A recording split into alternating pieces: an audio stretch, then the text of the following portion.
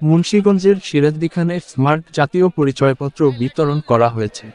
উপজেলা নির্বাচন অফিসের বাস্তবায়নে বুধবার সকাল 9:30টার দিকে উপজেলার বয়রাগাদী ইউনিয়ন পরিষদ কার্যালয়ে ইউপির চেয়ারম্যান গোলাম হাবিবুর রহমান সোহাগ স্মার্ট জাতীয় পরিচয়পত্র বিতরণ শুরু করেন।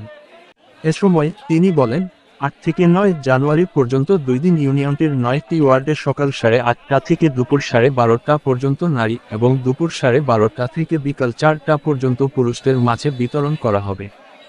এ সময় উপস্থিত ছিলেন বয়রাগাদী ইউনিয়ন পরিষদের সাবেক চেয়ারম্যান খন্দকার মাহমুদুর রহমান কুট্টি, বয়রাগাদী ইউনিয়ন বিএনপি সভাপতি মোহাম্মদ হাবিব সরকার, সিরাজদিখান প্রেসক্লাবের সাধারণ সম্পাদক আব্দুল্লাহ আল মাসুদ, বয়রাগাদী ইউনিয়ন পরিষদের প্রশাসনিক কর্মকর্তা কাউসার আহমেদ, বয়রাগাদী 2 নম্বর ওয়ার্ড সদস্য তন্ময় ইসলাম স্বপন, বয়রাগাদী 4 নম্বর ওয়ার্ড সদস্য ওমর ফারুক তালুকদার, বয়রাগাদী 5 নম্বর ওয়ার্ড সদস্য আনোয়ার হোসেন, বয়রাগাদী ইউনিয়ন পরিষদের হিসাব সহকারী প্রতীক বণিকসহ আরও অনেকে।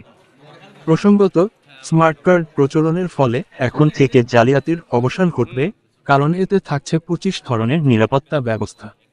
নির্বাচন কমিশন সূত্রে জানা যায়, মেশিন রিডেবল নতুন এই স্মার্ট কার্ডে একটি ক্ষুদ্র চিপসে একজন নাগরিকের 32টি মৌলিক তথ্য আছে।